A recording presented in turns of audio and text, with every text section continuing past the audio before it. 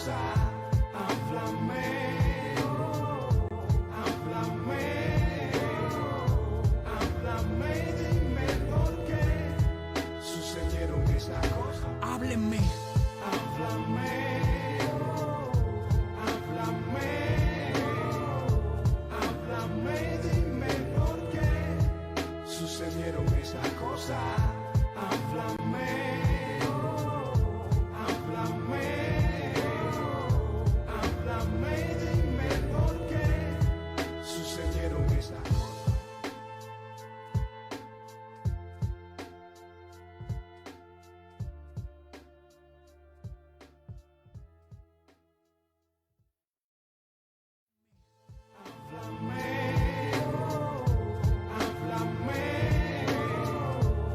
Háblame y dime por qué sucedieron esas cosas.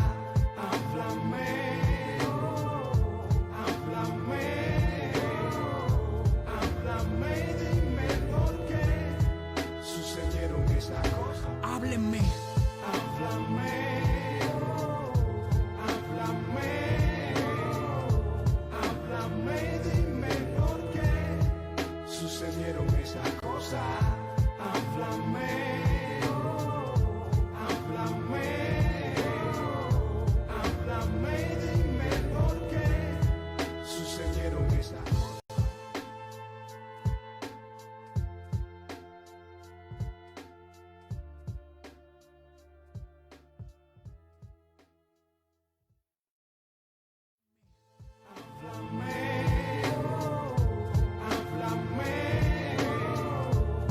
Háblame y dime por qué sucedieron esas cosas. Háblame, háblame, háblame y dime por qué sucedieron esas cosas. háblenme, Háblame, háblame, háblame y dime por qué sucedieron esas cosas. Háblame, háblame, háblame y dime por qué sucedieron esas cosas.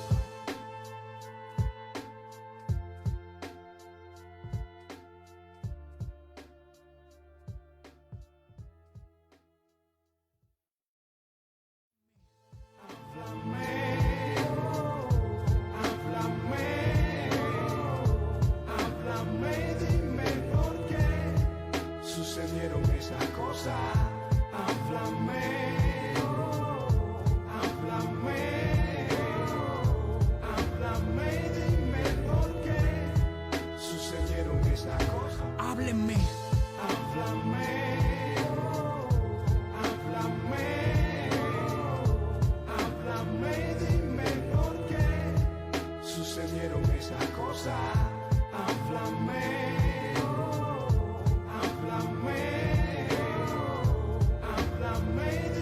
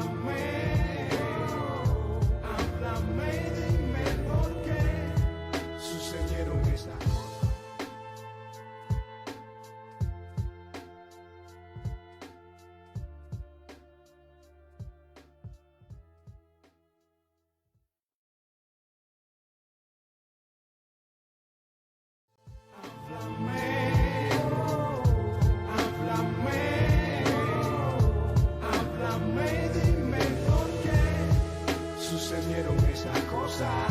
Háblame, háblame, háblame y dime por qué sucedieron estas cosas. Háblenme.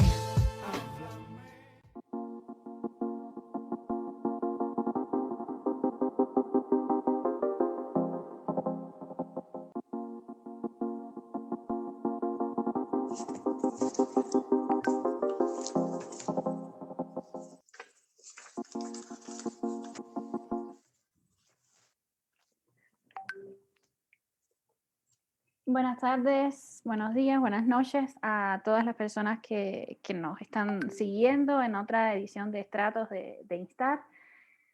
Hoy vamos a estar conversando con Carlos Aguilera, es nuestro invitado de hoy. Bienvenido, Carlos, un placer, al programa.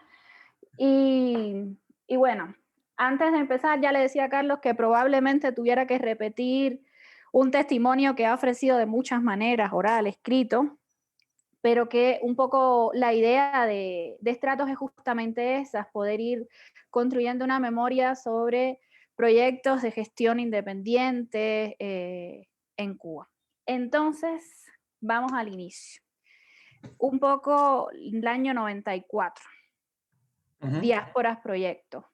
Claro. ¿Cómo inicia la idea de diáspora, sobre todo en el contexto específico de los 90, ¿no? Tras el exilio importante que hay al principio de los 90, desde la generación de los 80, escritores, artistas, pero también la caída del muro de Berlín, todo el colapso de la Unión Soviética, el colapso también en Cuba, la gran migración cubana del 94, un poco el contexto ese sociopolítico en el que aparece el proyecto Diásporas.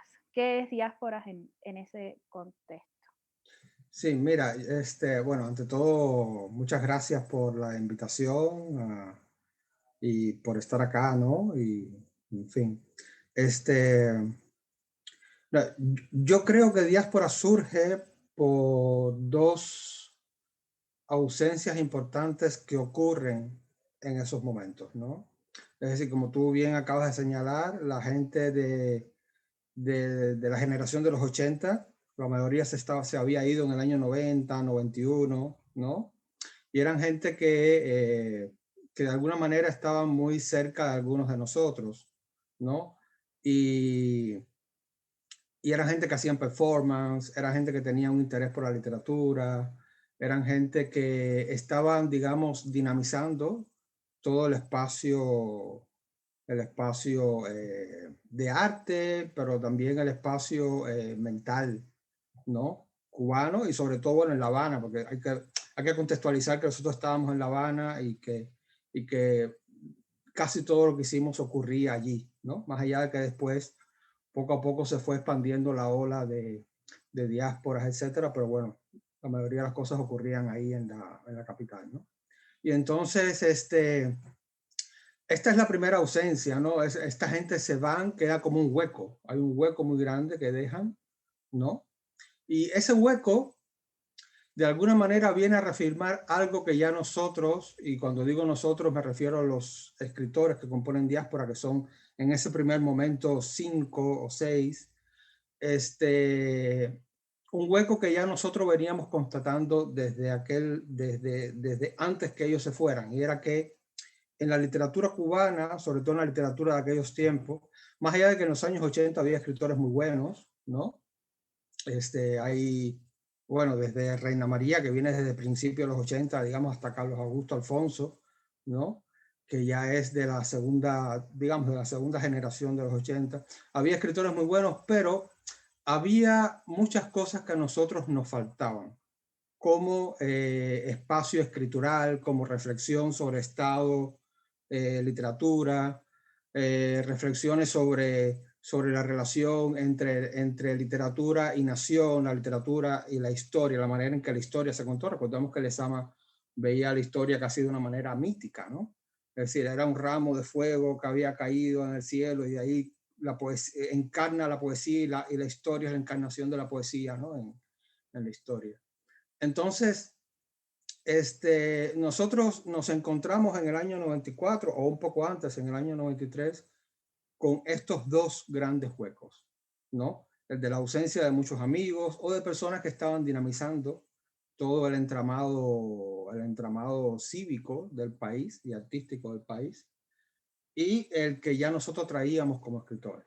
Y decidimos reunirnos 5 o 6 escritores que tenemos, digamos, afinidades, digamos, muy bien trazadas alrededor de la escritura, alrededor de la noción de ciudadano, alrededor de lo que queríamos hacer fuera de las instituciones, porque era algo que a nosotros nos interesaba mucho, trabajar sobre todo fuera de todo espacio institucional y, y pensar la literatura de otra manera, es decir, de una manera diferente a como se había pensado en ese momento en Cuba, ¿no? Y entonces ya en el año 93 nos reunimos varias veces, hablamos, vimos qué posibilidades había, qué queríamos hacer, y arrancamos o empezamos en el año, yo creo que es en enero del 94, con una lectura en la que participamos varios, una lectura performance, ¿no? Y a partir de ahí ya empieza a funcionar la cosa. Y en principio, como ya he dicho varias veces, es decir, en principio funciona como un gran espacio donde se articulan muchas cosas. Se articulan videos, se articulan performance, se articulan cursos de literatura. Recuerdo un curso de Ricardo Alberto Pérez sobre posmodernidad y literatura. Recuerdo un curso de Rolando sobre yo en la literatura. Se articulan muchas lecturas, presentaciones, etcétera. Y después ya en el año 97 es que comienza la revista, que hay como un segundo, digamos, un segundo espacio, no superior ni inferior, pero hay como un segundo espacio donde decidimos dar el paso de la revista, que al final es lo que ha sido más conocido, más famoso, ¿no? Y ya en la revista, ahí ya, es decir, no solo publicamos nosotros, sino que también traemos ya a muchos escritores que en Cuba o no se publicaban o no habían sido publicados nunca, en el caso de traducciones que habíamos hecho de Thomas Benja, de Kundera, de Cioran, de Deleuze, etcétera. Es decir, muchas traducciones de nosotros, es decir, de colaboradores. Enseguida nos reunimos con muchos colaboradores, con gente que traducen para nosotros, o traemos de algunas traducciones también, en el caso que no pudiéramos conseguir alguna traducción directa de algún texto, digamos, que circulara muy poco dentro de Cuba y que nos interesara porque ese texto también va a hablar por nosotros, es decir, de lo que nosotros pensamos que se debía saber y se debía discutir dentro del espacio cubano, ¿no?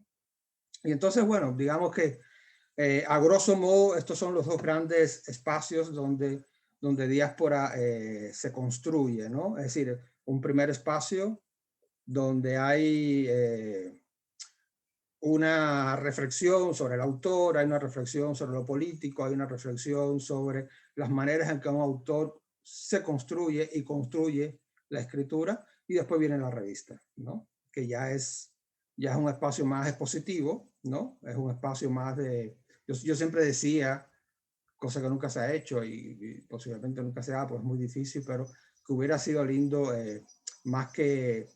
Porque la revista también, la revista se hacía la revista era un samizdat, ¿no? La revista se fotocopiaba, ¿no? Y se daba de mano en mano, etcétera, ¿no? Funcionaba de esta manera, digamos, totalmente alternativa y bajo la mesa, ¿no?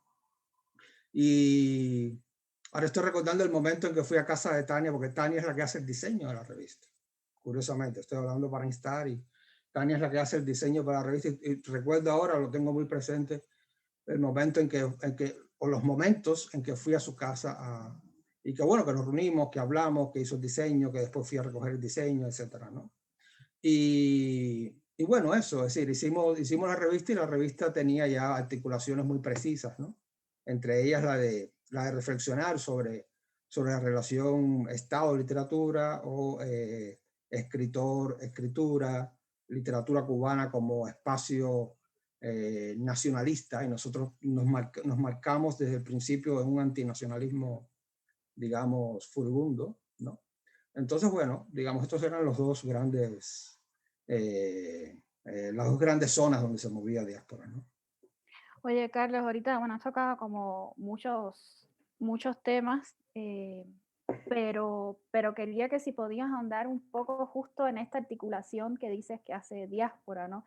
Entre literatura, nacionalismo como ideología y también proyectos de construcción de nación, ¿no? Porque creo que uno de los aportes, bueno, que han señalado ya muchos y muchas desde los estudios del proyecto y de la revista, tiene que ver justamente con cómo se desmarcan de, digamos, lo que se llamaba la tradición, tanto del origenismo, por ejemplo, como luego de lo que viene a ser la tradición dentro de la revolución, ¿no? de la literatura. Y creo que hay una crítica muy importante también a las relaciones, que son relaciones de poder entre el campo literario, la función del escritor en una sociedad, o sea, que son discusiones que estaban de alguna manera sobre la mesa, pero que ustedes van a asumir desde otra perspectiva, quizás, bueno, algunos dirán más críticas, otros más confrontativas, pero sí desde una postura distinta. Entonces, no sé si puedas como ahondar un poco sobre, un poquito Sí, más. a ver, la reflexión sobre literatura y nación, o literatura y nacionalismo, venía sobre todo a partir de que hacíamos una lectura de la tradición cubana, del archivo cubano, una lectura, digamos, crítica, ¿no? Y veíamos que siempre, más allá de lo buena, mala o regular que puede ser un archivo literario, que puede ser el archivo de un país incluso, siempre veíamos que todo siempre iba a parar al espacio de lo cubano, es decir, siempre todo estaba enmarcado bajo esa gran cúpula de lo cubano, ¿no? Y entonces algo que nos interesaba mucho era precisamente cómo desarticular es decir, la ideología de lo cubano, cómo salir con la escritura, con las publicaciones, con las reflexiones usuales que los escritores se hacen, es decir, cómo salir de ese espacio de lo cubano para articular otras cosas. En la escritura eso es ya una pregunta por cada escritor va a resolverlo de maneras diferentes, ¿no? ¿Entiendes? Pero sí nos interesaba no hacer una proyección, digamos, nacional de la revista, ¿no? Precisamente lo que nos interesaba era todo lo contrario, era construir una revista o una antirrevista no cubana. Y por eso, más allá de que, bueno, siempre publicamos muchos de nosotros o muchos escritores cubanos, pero la idea era de que se publicaba en base a una calidad literaria o a las preguntas que se está haciendo ese escritor con sus textos, pero no en base a que son escritores cubanos y estamos promocionando a la literatura cubana, ¿no? Entonces era un poco salir de eso. Y entonces también ya en diáspora hay varios ensayos, etcétera.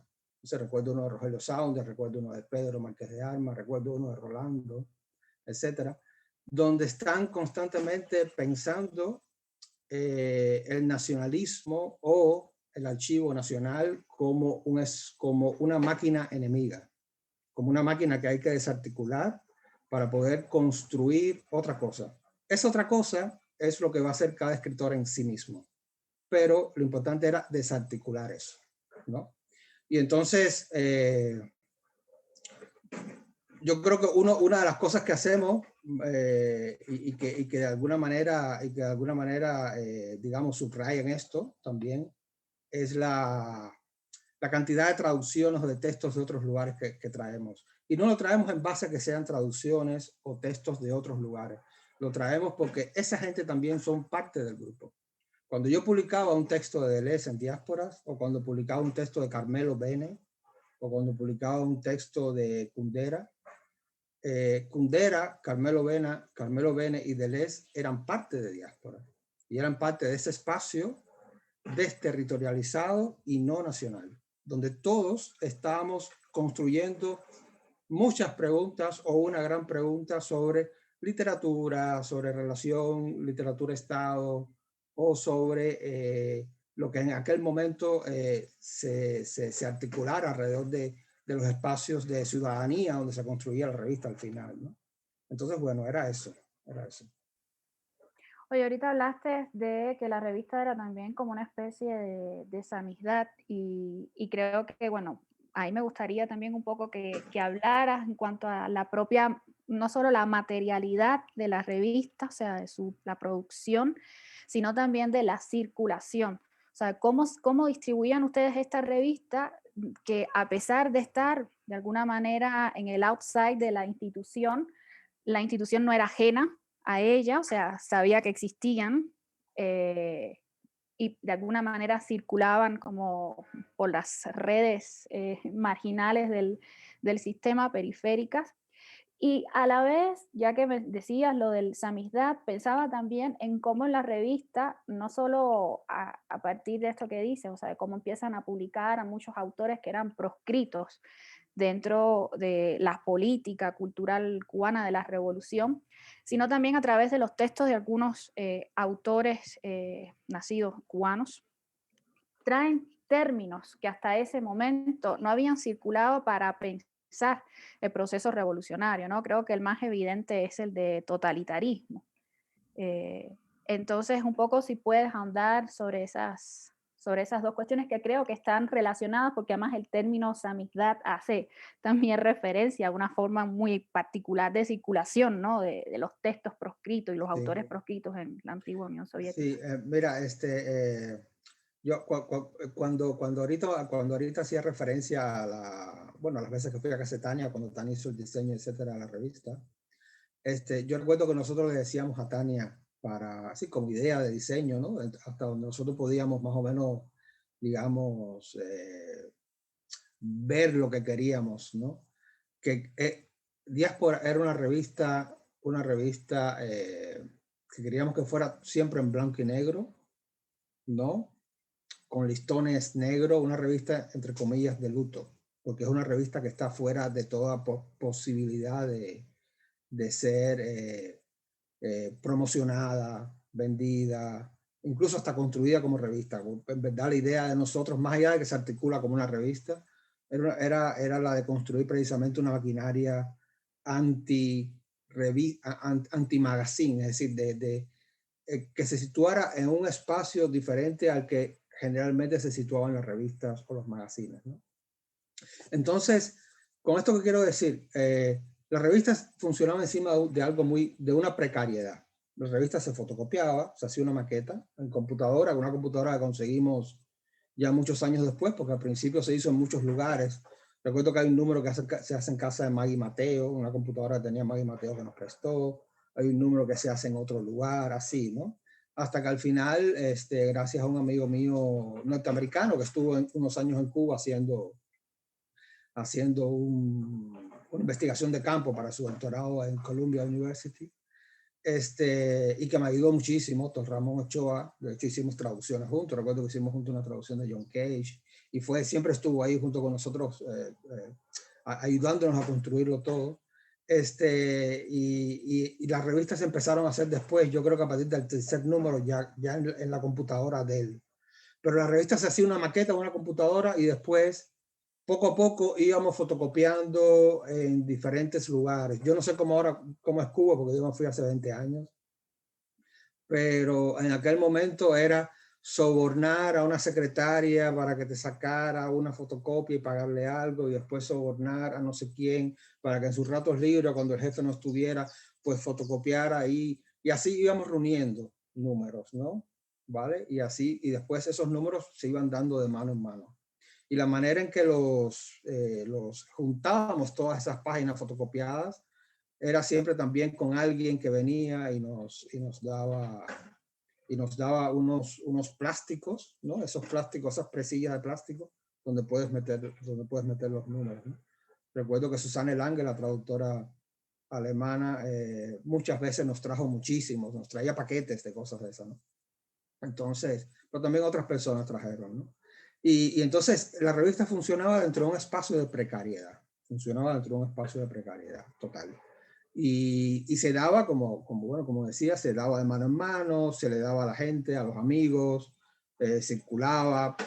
Y entonces lo lindo era que, y se enviaba también, antes que se me olvide, se enviaba también esa maqueta que se hacía en la computadora, en un Word, se le enviaba a Rolando, que estaba en Barcelona, y se le enviaba a Lorenzo García Vega, que estaba en Miami, ¿no?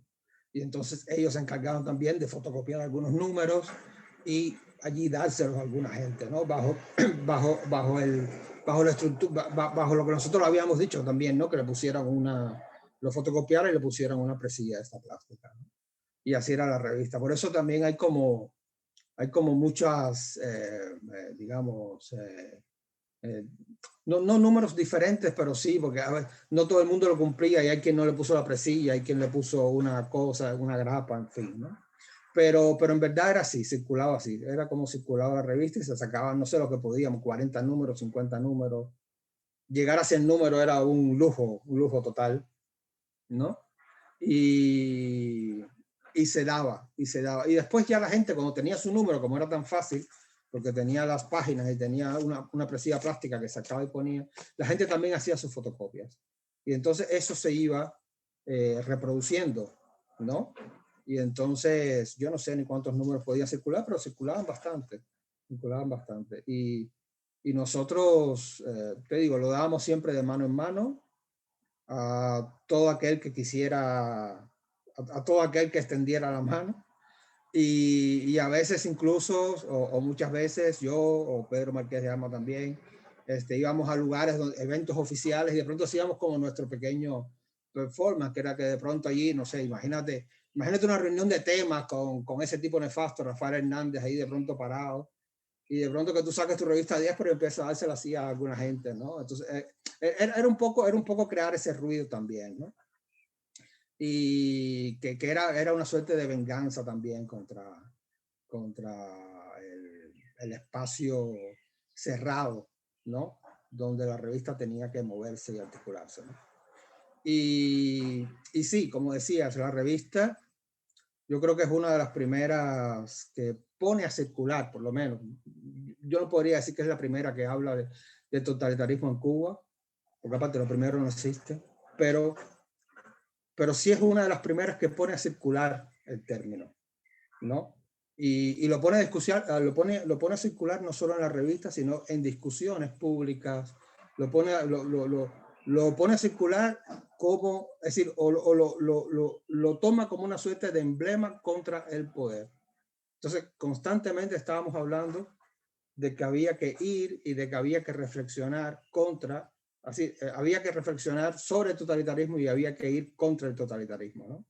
Y entonces, eso por supuesto creaba un gran ruido porque en la revista o hay artículos de nosotros o hay artículos que vienen de otros lugares, traducidos, etcétera, que están hablando constantemente de un espacio totalitario del poder, o están hablando de un estado total, de un estado cerrado, de un estado que apenas permite movimientos y construcciones de libertad, ¿no?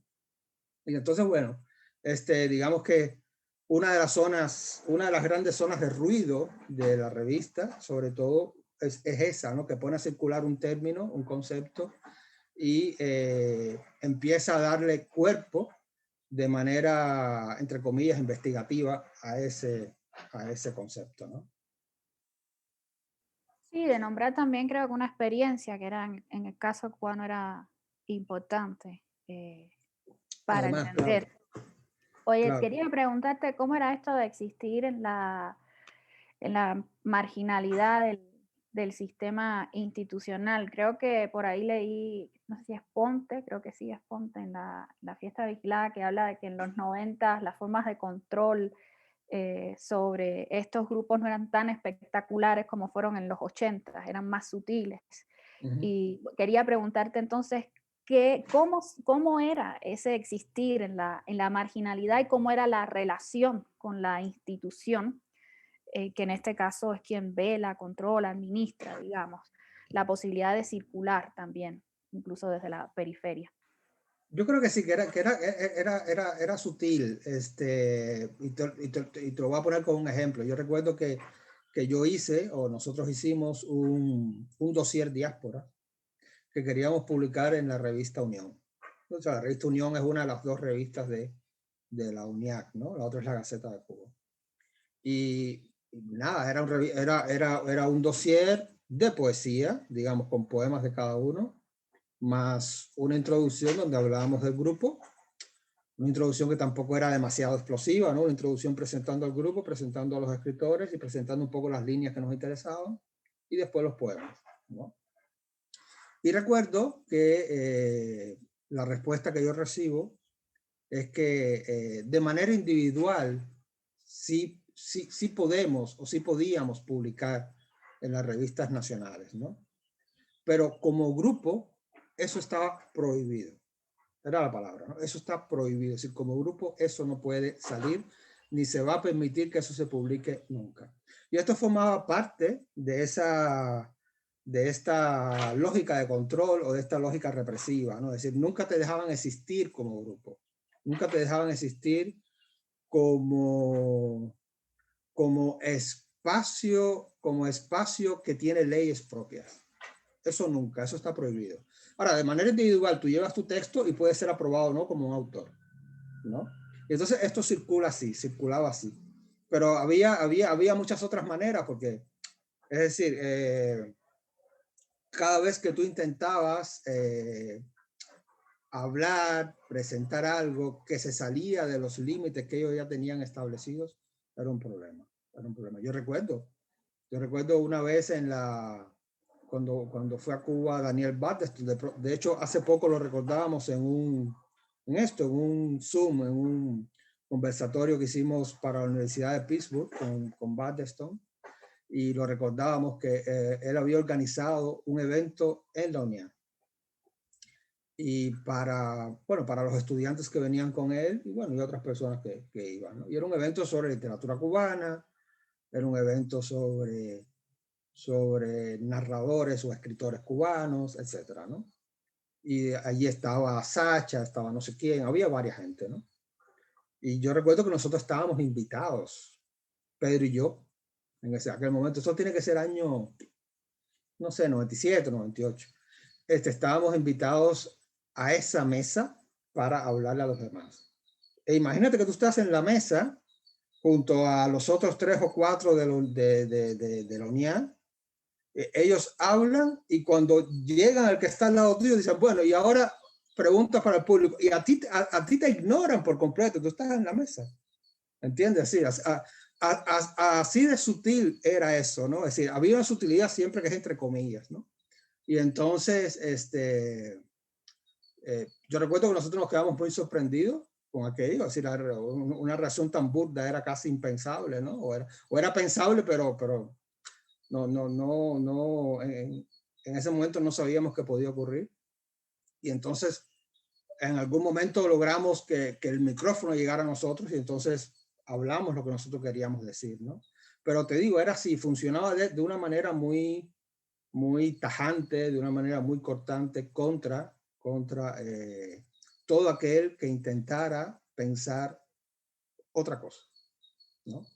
Y así, hay muchos ejemplos, ¿no? Yo no tengo muy buena memoria para ejemplos y cosas, y siempre también un poco que, en el fondo, como no soy excesivamente paranoico, nunca tampoco creo esas cosas. Es decir, hay mucha gente que recuerda aquella mirada, aquel gesto. A mí todo eso me era un poco igual, ¿no? Pero sí hubo varias cosas que nos pasó a todos de manera diferente y en lugares diferentes que sí marcan un espacio de represión, un espacio represivo donde todos estábamos insertados. La gente de diáspora, pero también los que no eran de diáspora, así todo el mundo, ¿no? Oye, Carlos, ahorita hablabas de los límites, ¿no? De que cuando tú sobrepasas los límites que ellos imponen. Creo que una pregunta que hemos estado haciendo aquí en el espacio casi siempre a los artistas, las artistas, activistas que se han presentado, es en relación a esos límites, que nunca son claros, son muy difusos y que sabemos que saltarlos implica algo, ¿no? Porque quedas en un lado, o sea, que automáticamente eres susceptible de un proceso de criminalización, etcétera, lo que ya conocemos. Entonces te iba a preguntar un poco por esos límites a los que tú te referías ahorita, al menos en el campo literario, ¿dónde estaban fijados? O sea, ¿dónde los fijaba en este caso el Estado cubano? Yo recuerdo que hay un número de diáspora, yo no sé, yo creo que es el número 4, el número 5, que tiene un texto de Chicago, cuando Chicago todavía estaba en Cuba. Y recuerdo que cuando él me lo dio en la Biblioteca Nacional, y en aquel momento él estaba en la Biblioteca Nacional, yo creo que trabajando en la Biblioteca Nacional, Emilio. Y recuerdo que él me dijo, el límite es no mencionar el nombre de Fidel Castro, ¿no? Si tú, di lo que tú quieras, pero no menciones nunca el nombre de Fidel Castro, ¿no? Y entonces, y a mí siempre se me quedó la frase, ¿no? Es decir, tú puedes decir lo que quieras, pero este nombre nunca lo menciones, ¿no? Y a pesar de que esto es un poco exagerado, etcétera, pero ese era uno de los límites. Es decir, hay fronteras que tú sabías que no podías transgredir porque inmediatamente sí te iban a venir arriba a destrozarte, ¿no? Y ya bastante estábamos también, ¿no? Guardiados, etcétera. Pero bueno, sí, es decir, los límites eran muchos. Los límites eran, por ejemplo, no publicar escritores, digamos, no bienvenidos dentro de las instituciones cubanas, ¿vale? Estoy hablando de Padilla. Nosotros somos los primeros que publicamos a Padilla en Cuba después de que Padilla se fue del año, ¿en qué año se va Padilla? Año 80, 79, ¿no? De Cuba. Somos los primeros que vamos a publicar unos poemas inéditos que él nos envía a través de un amigo de nosotros. Somos los primeros que publicamos a Lorenzo García Vega en Cuba. Somos los primeros que publicamos cartas de Piñera que no habían sido publicadas nunca, ¿no? Somos los primeros que publicamos un dossier sobre Kundera, de Kundera hablando sobre la relación Estado y literatura, ¿no? Entonces, todos esos eran límites que existían y que nosotros transgredimos constantemente, ¿no? ¿Cuáles eran otros límites? Bueno, precisamente estos, los de pararse y hablar de que la condición de autor está sometida constantemente a una maquinaria represiva y totalitaria. Y eso ya a partir de un momento se convirtió casi en un lugar común. Es decir, pensar sobre totalitarismo, hablar de totalitarismo y hablarlo en voz alta. Yo te decía lo de la paranoia por algo muy concreto. En Cuba, cuando yo estaba en Cuba, me di cuenta de que yo tenía dos posibilidades. Porque a mi casa venía mucha gente, yo veía mucha gente, yo me reunía con mucha gente. Y tenía dos posibilidades. O me volvía loco, viendo quién era la seguridad del Estado y quién no. O siempre iba, siempre, o era muy claro y decía todo lo que yo pensaba que debía decir en voz alta y no, sin importarme quién estuviera delante.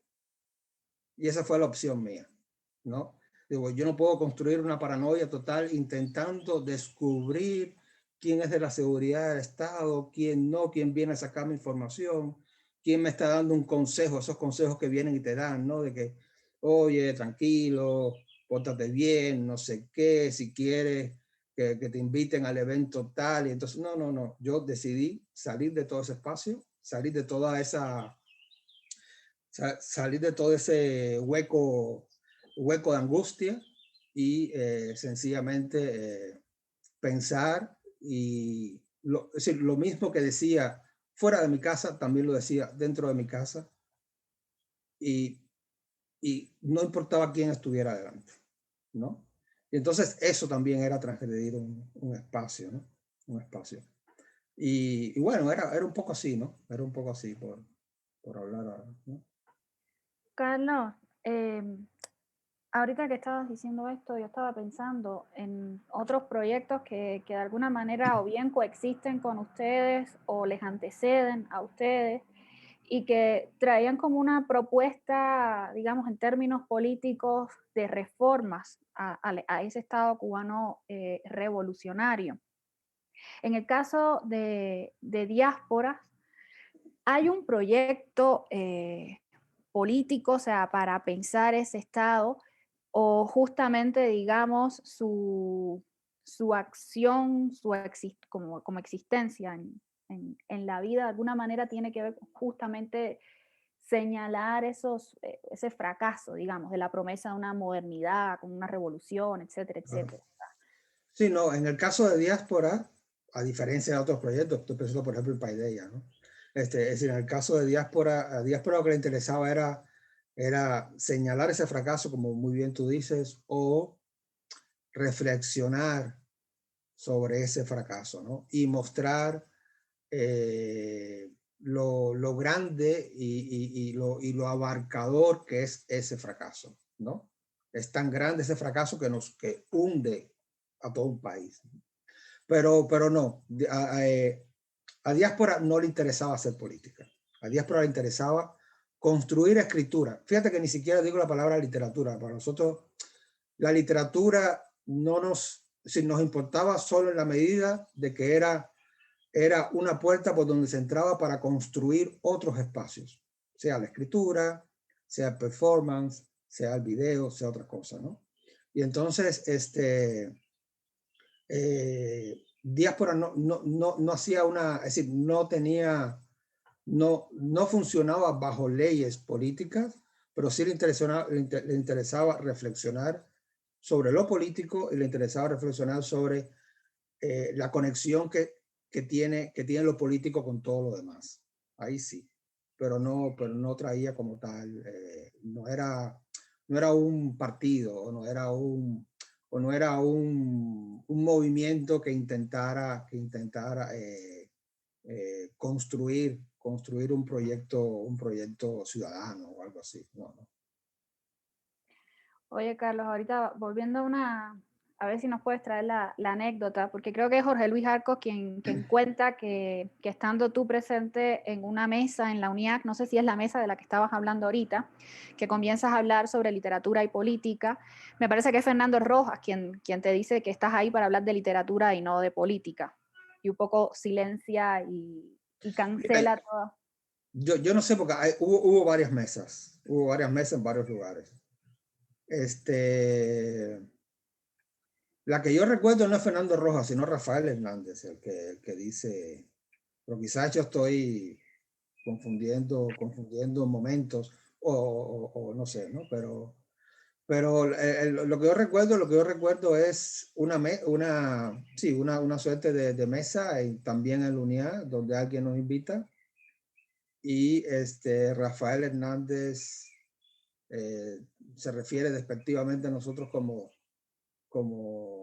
ustedes han venido aquí a hablar de literatura o a intentar tumbar el gobierno, ¿no? Dice algo así.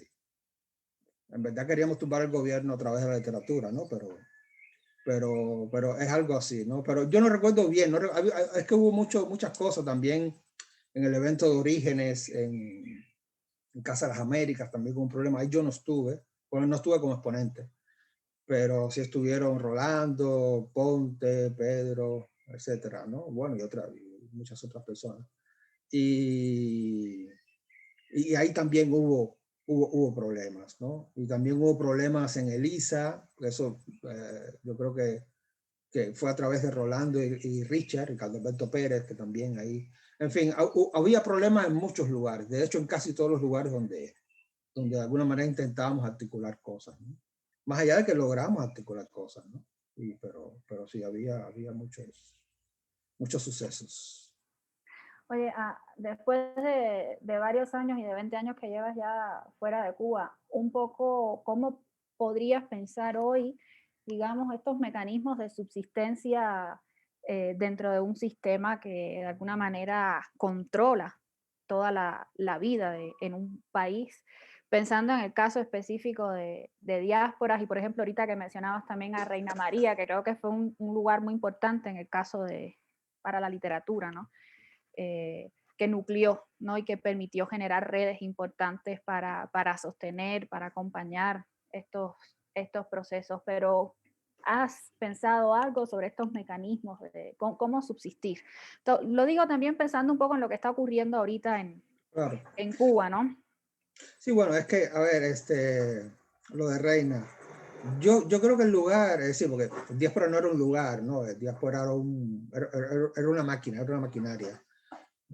Pero digamos, yo creo que el lugar el lugar, hablando de literatura, ¿no? El lugar más importante de los años 90 fue precisamente la azotea de Reina, ¿no? No la que después se traslada hacia el segundo cao, que creo que todavía permanece ahí, sino la que estuvo en Casa de Reina desde el año 91, ¿no?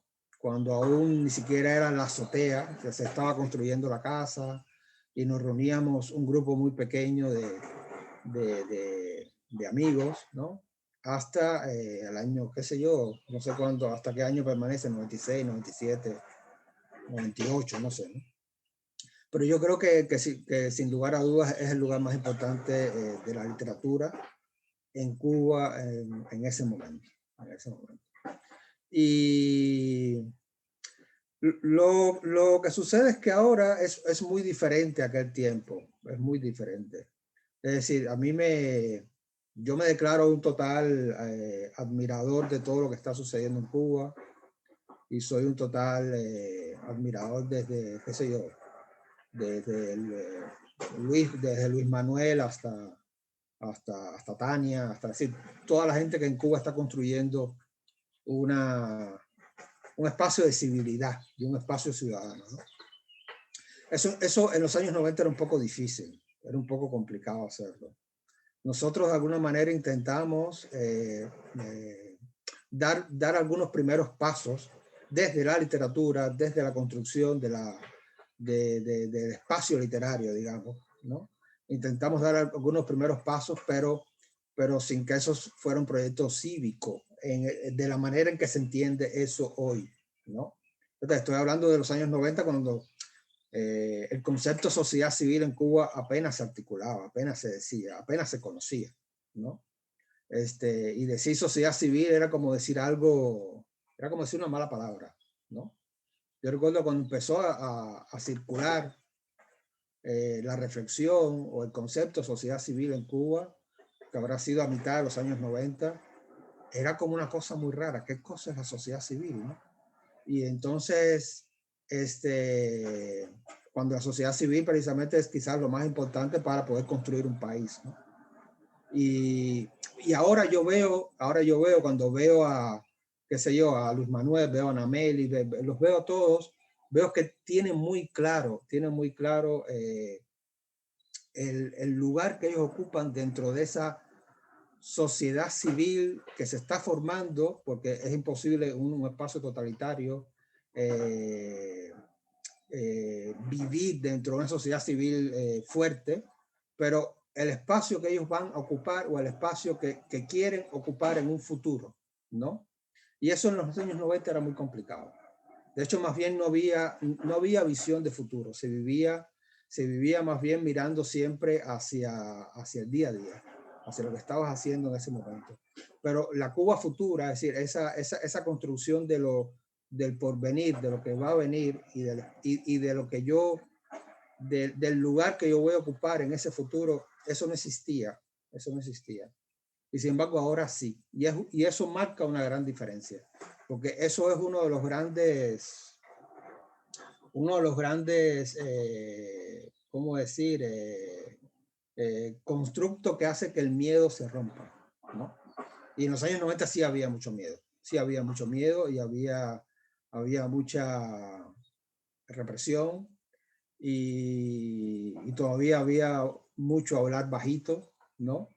Y sí, que no es ahora. Ahora yo a veces pienso, si Diáspora se estuviera haciendo en estos momentos, pues fuera una cosa muy diferente, quizás una cosa todavía más performativa, etcétera. Pero lo más probable es que entonces sí, quizás hubiera asumido una suerte de proyecto político, ¿no? Por decirlo así. Pero en aquellos tiempos donde estaba tan separada la disidencia con los partidos de oposición, etcétera, y las construcciones literarias, lo mejor, o digamos, la posición de nosotros fue la de no contaminar aquello, entre otras cosas, para poder sobrevivir, porque es decir, lo que nos interesaba era sobrevivir para poder seguir articulando lo que estábamos articulando, ¿no? Y entonces, bueno, pero bueno, en estos momentos yo creo que tendría otra energía, otros caminos, ¿no? Sí, justo eso estaba pensando, ¿no? Que un poco las estrategias de sobrevivencia en esos casos, bueno, específicamente en los 90, creo, iban también por desmarcarse un poco de los proyectos o los colectivos o grupos políticos abiertamente opositores al gobierno, que creo que ese salto, darlo, ya implicaba otro posicionamiento y Sí, también otra sí, sí, sí. respuesta. En aquel momento sí. Hoy yo creo que hay más, por decirlo así, unión, porque también hay más, como decía antes, hay más conciencia de los ciudadanos, hay más conciencia de la sociedad civil y hay más conciencia también de una articulación que pasa por lo político, pero se puede convertir o de hecho siempre funciona de otra manera. Pero en aquellos tiempos no, en aquellos tiempos yo recuerdo, por ejemplo, haber visitado a Raúl Rivero en su casa un par de veces. Y Raúl Rivero, que estaba en aquel momento muy dentro de la oposición, ¿no? De hecho, por ejemplo, nunca me pidió publicar un poema en Diáspora, porque para él, en aquel momento, lo único que existía era la oposición y lo otro quedaba fuera. Y para nosotros, que sí nos interesaba y de alguna manera admirábamos a Raúl Rivero o admirábamos a la gente que estaba haciendo la oposición, pero no, no veíamos claro o no sabíamos cómo poder integrar, digamos, lo que ellos traían, todo eso que ellos estaban construyendo en aquel momento e integrarlo en la revista. Que no fuera de la manera en que ya lo estábamos haciendo, a partir de reflexiones, a partir de textos, a partir de ¿cómo se llama? De poder sobrepasar límites conceptuales, ¿no? Que era lo que nos interesaba a nosotros. Por eso siempre insistíamos en que Diáspora era sobre todo es un espacio político, no de la política, sino un espacio político y un espacio conceptual. ¿Me entiendes? Carlos, y había, por ejemplo, sí estaban al tanto de, digo, más allá de opositores que ya se habían definido de esa manera, pero que aún así seguían perteneciendo más al campo intelectual. ¿Sí tenían ustedes conocimientos, por ejemplo, en ese momento de otros grupos articulados desde otros sitios, no necesariamente desde la literatura, desde el arte, que existieran en Cuba, por ejemplo, Sí, sí, ¿cómo había, sí, era pero la circulación en ese momento? Sí, un poco para también como el contexto, ¿no? a ver, había algún conocimiento o había conocimiento, pero eran conocimientos individuales, ¿no? Por ejemplo, yo cuando visité a Raúl Rivero, el par de veces que lo visité, o cuando me reuní o cuando visité a otras personas, siempre lo hacía a mi nombre, ¿no? Pero nunca iba en nombre de diáspora o algo así, ¿no? ¿Entiendes?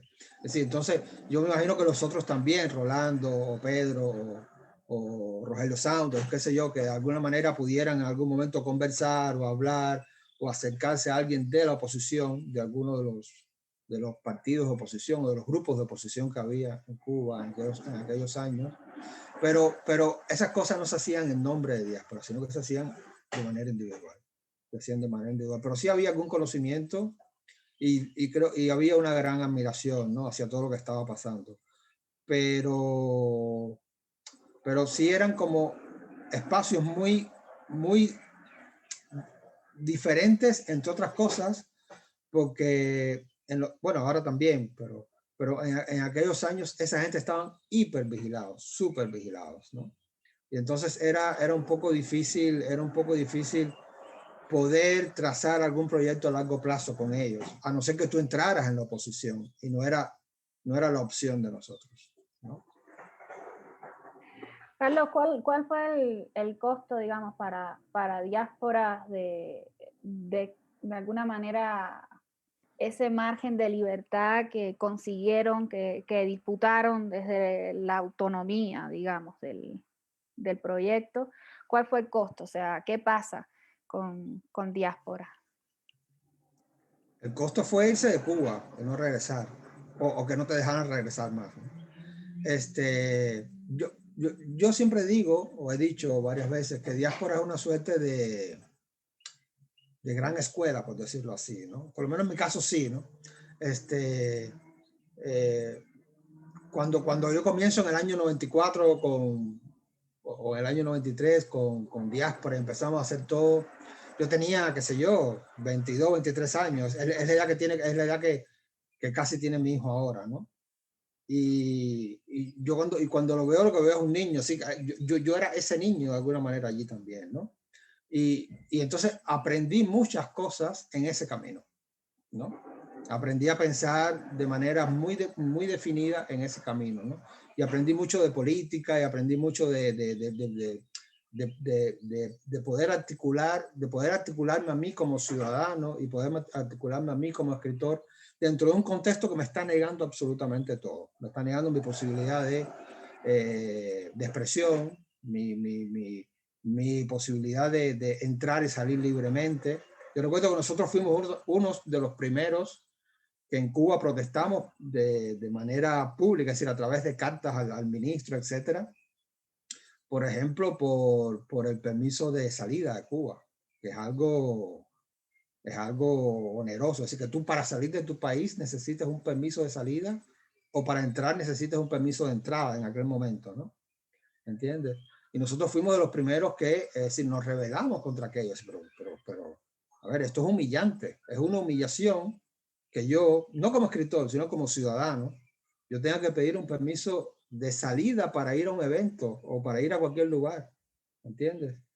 Y al revés, que yo tenga que pedir un permiso de entrada para poder regresar a mi país, ¿no? Que de alguna manera ahora sigue siendo lo mismo, pero con otro nombre, ¿no? Ahora te habilitan, pero a mucha gente, bueno, está el caso hace poco, ¿no? De Carly, ¿no? De la periodista, pero antes había un caso, José Luis Arco, a Rolando Sánchez Mejías y a mí en el año 2013, etcétera, que nos negaron la posibilidad de entrar, ¿no? Entonces te digo que es muy, con diásporas, lo que uno, entre comillas, perdió, porque también es una ganancia, tampoco hay que engañar, también es una ganancia estar afuera, también es una ganancia construir experiencias desde otros lugares y poder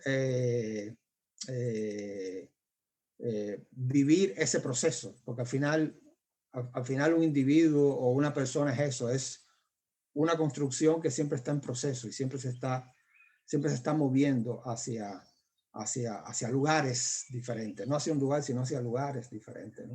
Y ese proceso, por lo menos en mi caso, se ha enriquecido muchísimo viviendo fuera. Pero de otra manera se podría pensar que es la gran pérdida, es decir, por haber dicho lo que dije, por haber publicado lo que dije, por haber hecho lo que hice, pues de alguna manera, pues me tuve que ir de Cuba, porque Cuba se te empieza a hacer poco respirable, se te empieza a hacer invivible, tus libros empiezan a censurarse, tú tienes cada vez menos espacio y llega un momento en que tú, en aquel momento sobre todo la idea era, bueno, salir de aquí lo antes posible, ¿no? Y bueno, esto, digamos que lo que se perdió fue eso, fue la posibilidad de continuar desarrollando un proyecto allí, pero también con esa pérdida se abren ganancias, ¿no? Y entonces, bueno, y la ganancia es la vida misma, ¿no? Carlos, después de la experiencia de diáspora, de la migración, de tu trabajo y de todos los años que han pasado, ¿cómo podrías pensar hoy, digamos, la articulación de, digamos, voy a llamarle fuerzas, por no decir grupos o colectivos, porque no siempre son grupos o colectivos, de todas estas distintas fuerzas que de alguna manera gravitan en torno a los problemas y a las discusiones sobre Cuba, el Estado, la nación, la revolución? Cómo pensar hoy esa articulación, cómo pensar también, por otra parte, un proyecto para Cuba hoy, ¿no? O sea, después de casi o más de 20 años. Bueno, a mí lo que está pasando ahora mismo, a mí me parece muy inteligente, porque por ejemplo, cuando veo lo que está haciendo Instar, lo que está haciendo Tania y el movimiento este 27N, 27E, incluso lo que hace San Isidro, etcétera, Veo que no están articulando un proyecto, digamos, de oposición política, en el sentido de la ideología, si no están construyendo una ideología contra Estado, sino que están construyendo una articulación de ciudadanía, ¿no? Y están construyendo una gestalt de arte, de reflexión, una gestalt conceptual, ¿no? Y eso es lo que más me interesa a mí, que se está articulando una oposición o una frontalidad contra el Estado a partir de una toma radical de lo conceptual como vida. Es decir, vivir como yo pienso y vivir y hablar en voz alta de la misma manera en que yo pienso y de la misma manera en que yo creo, la misma manera en que yo logro articular mi arte o mi literatura o lo que sea, todo aquello que yo pueda proyectar, ¿no? Y esa proyección, que no es exactamente una proyección ideológica, en el sentido de confrontación de partido, de confrontación política, es precisamente para mí, lo más inteligente y lo más contemporáneo que se puede hacer. Porque es la posibilidad de enfrentarse a un Estado totalitario, a un Estado total, desde el performance, desde aquello que ellos no pueden leer ni asimilar. La única respuesta que tienen es la represión, o la única respuesta que tienen es la cárcel. Pero en verdad no tienen ninguna respuesta política o no tienen ninguna respuesta que satisfaga todo lo que en este momento o todo lo que desde hace 60 años se está pidiendo en Cuba. Entonces, como único pueden responder a eso es con la represión. Y eso se debe a una sola cosa, que no entienden, no tienen capacidad de entender ni de comprender exactamente lo que está pasando. Porque lo que está pasando los supera. Es decir, el Estado cubano ahora mismo y la realidad cubana ahora mismo ha sido barrida por todas estas personas que están articulándose a sí mismas como personas. Y se están articulando a sí mismas como voz que construye su propia ciudadanía, más allá incluso de las leyes en Cuba. Porque lo que en otros lugares al revés, en otros lugares la ley construye un espacio de ciudadanía. En Cuba la ciudadanía se construye en contra y a pesar de la ley, ¿no? Y se construye con esto, con espacios de libertad, ¿no? Entonces, bueno, sí, a mí me parece muy inteligente lo que está pasando y muy interesante también, ¿no? Carlos, bueno, llevamos una hora conversando. Entonces, yo, si quieres, voy a hacer una pregunta. Tengo muchas más, pero puedo hacer una como para ir cerrando y que está relacionada con esto que tú decías, pero trayendo un poco nuevo la experiencia de diáspora. Y es el tema de la unidad y de pensar lo colectivo. O sea, yo creo que desde la propia práctica de diásporas había una crítica a esta idea de lo colectivo, del grupo, ¿no? O sea, que nunca ustedes se pensaron como grupo. De alguna manera funcionaron desde otra lógica. Entonces, un poco la pregunta iría por cómo pensar hoy un proceso colectivo que de alguna manera para muchas personas sería beneficioso para poder de alguna manera confrontar al Estado cubano. ¿Cómo pensar esto de lo colectivo desde otra lógica? Y quizás ahí la experiencia de diáspora sería como interesante, ¿no? O sea, también la crítica a esta idea de lo colectivo a partir de un proceso de homogenización, ¿no? Yo apostaría, o yo generalmente siempre he apostado por la posibilidad de articular una voz intelectual, ¿no? Es decir, siempre reflexionar, siempre pensar, siempre conceptualizar, siempre construir encima de conocimientos o de investigaciones que se pueden hacer, ¿no? Y para mí ese es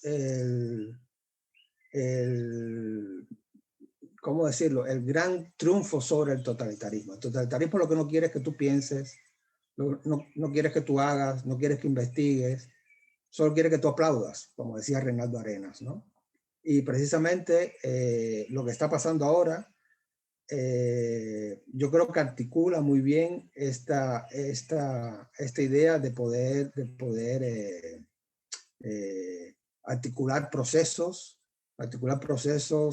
individuales, procesos que nunca van a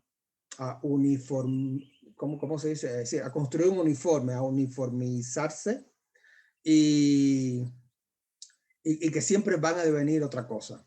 Siempre van a devenir otra cosa. Y yo creo que de hecho estoy convencido de que la única manera, porque ya pasó, es decir, ya le ganamos a ellos aunque aún no lo parezca, ¿no? Y entonces la única manera de verdad de poder llegar, de ponerle el punto final o el punto suspensivo a esa victoria que hemos logrado al final, construyendo ciudadanía, construyendo libertad, construyendo procesos conceptuales y mentales, construyendo arte, construyendo literatura. La única manera es seguir potenciando precisamente eso. Ideas y proyectos y procesos que no se cristalicen y se encierren en nada, sino que constantemente se abran y constantemente creen una otredad que para ellos sea inclasificable, ¿no? Y todo eso es posible, pienso yo, gracias a un espacio, ante todo intelectual, a un espacio, ante todo artístico, y a un espacio, ante todo, contra ciudadano. Y cuando digo contra ciudadano me refiero a la ciudadanía contra la máquina totalitaria, ¿no? Sí, que digamos, en este caso sería como explotar el potencial disruptivo del arte, del pensamiento, de la Exacto. literatura. Exacto. Y también de la corporalidad, es decir, de poder usar el cuerpo y de poder usar incluso la relación cuerpo-literatura, cuerpo-arte, precisamente como procesos que van a deconstruir por completo el entramado ideológico del sistema, ¿no? Carla, yo te agradezco muchísimo No, yo a ti. la conversación y que de verdad como que ayudes también ahí a seguir moviendo ideas, no solo en torno a lo que se ha vivido, sino también a lo que estamos viviendo, ¿no? Y un poco articular el pasado con el presente, que es otro de los mecanismos también de control que tiene, digamos, estos sistemas, es justamente el dejarnos desprovistos de memoria, ¿no? Con esa incapacidad de articular lo que otras generaciones han vivido. Entonces te agradezco muchísimo, de verdad, que hayas compartido aquí tu experiencia. Y nada, le agradezco también a todas las personas que nos han estado siguiendo durante la transmisión y les invito a que sigan con nosotros en el espacio en próximas ediciones. Muchísimas gracias. Un placer y un honor. Gracias.